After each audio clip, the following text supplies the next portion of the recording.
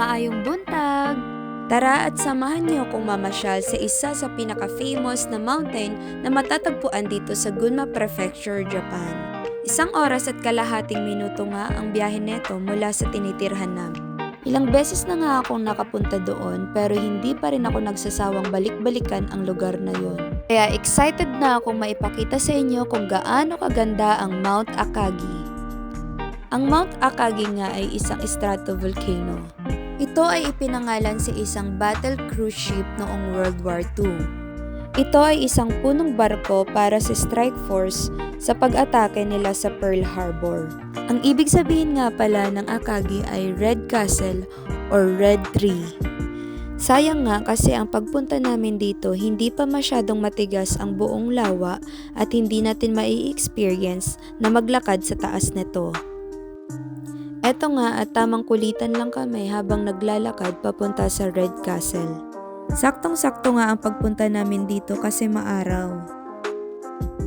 Nakarating na nga kami dito at buti na lang hindi masyadong madaming tao. Sikat na pasyalan nga ito kasi bukod sa kagandahan na taglay nito ay madami nga din silang activities kapag summer.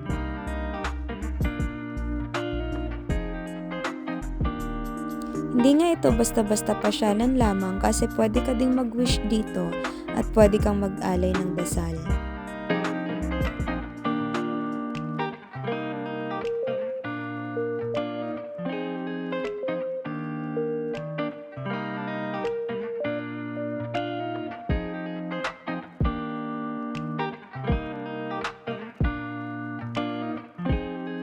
At sa lahat nga ng shrine dito sa Japan ay may makikita kang umikuji. Ito ay isang fortune slip. Mag-aalay ka nga lang ng 100 yen at bubunot ka. Kapag nabasa mo na ang fortune slip mo at hindi maganda ang nakasaad dito, ay kailangan mo siyang itali dito para makontra o hindi matuloy ang bad fortune mo. At natapos na namin ikutin ang lugar na to kaya naman naisipan na namin umuwi. Medyo mahaba pa nga ang biyahe namin kaya naman naisipan muna namin mag-stop over at kumain ng ramen. At dito nga tayo kakain ngayon sa isa sa pinakasikat na ramen restaurant dito sa Japan, ang Ichiran. Pagdating nga namin ay meron pang 12 person na nag-aantay kaya naman pina-order na muna kami at pinag-antay kami sa parking area. Ganito nga lang mag-order dito, bali pipindot ka lang kung anong gusto mo at ilalagay mo yung pera mo tapos maglalabas na siya ng ticket. And after 30 minutes ay sa wakas tumunog na din tong guest pager na binigay sa amin. Ibig sabihin, meron ng mga vacant seat na pwede namin i-occupy. At pagpasok nga namin dito ay inassist talaga kami ng mga mababait na staff nila. Bali pag upo mo nga dito ay meron kang fill upan na form. Meron kang makikitang mga options doon para sa flavor ng iyong ramen.